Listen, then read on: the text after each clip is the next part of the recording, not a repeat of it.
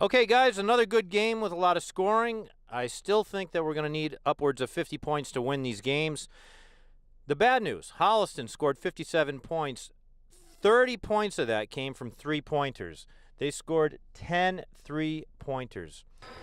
This was a good passing team again. We're seeing really good passing so far this year. And our zone defense keeps creeping out of place. You'll see Brian all the way on that side.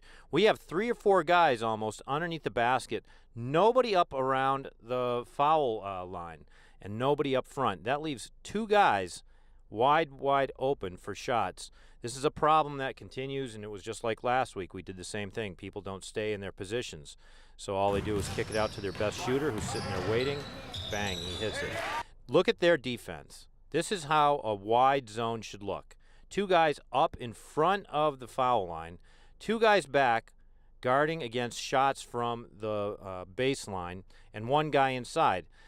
The bad news is for that 1 guy inside, you're going to have your hands full, and you can get a lot of fouls because people are going to cut at you, and you have to keep your wits about you. Luckily, we have a lot of big guys on our team that can fill that role if one of them gets into foul trouble. You'll see Brian sees the gap, tries to shoot it.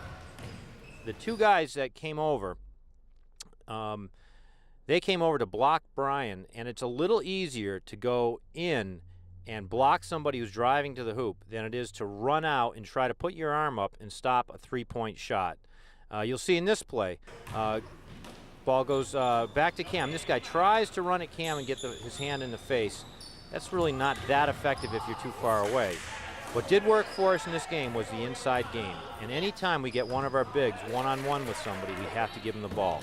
All right, this kid was shooting the daylights out of this game. And there was about 3 of them who were hitting consistently. And again, our zone defense, look at nobody up at the top of the key. Just got to play closer to these shooters. Okay, this is a shot that gets away from them. We do not recover. What happens is we're chasing the ball. Everybody's trying to look at the rebound, then chase the ball. But the rest of our zone did not recover. We have 1 guy out and 3 guys near the hoop, nobody up at the top of the key. What happens? Their best shooter again, he gets the ball, takes a shot. He doesn't make it this time, so what happens? He remembers that next time. Let's try that same play. Swing it down low, nobody's here. And that time he didn't miss. So we got to keep a better eye on that. And this kid, just a lights-out shooter. More shots, more shots. They just kept hitting all day. We got to get in their faces. Now this play is inexcusable. This was just a turnover, and Holliston jogs up the court, and we walked. We got beat on defense, and when you have good shooters, you can't leave a man like that open. It just doesn't work. And it happens again. They go down. Nobody gets down there to the corner. This is number 24, who had probably one of the best games of his life. But he's all alone in that corner.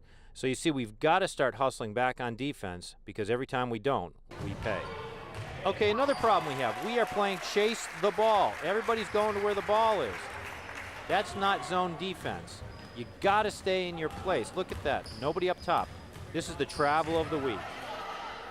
I don't know how that's legal, but somehow that's okay. And the kid tried some other form of that with a hop step. That was okay, I guess. Well, let's all learn the hop step.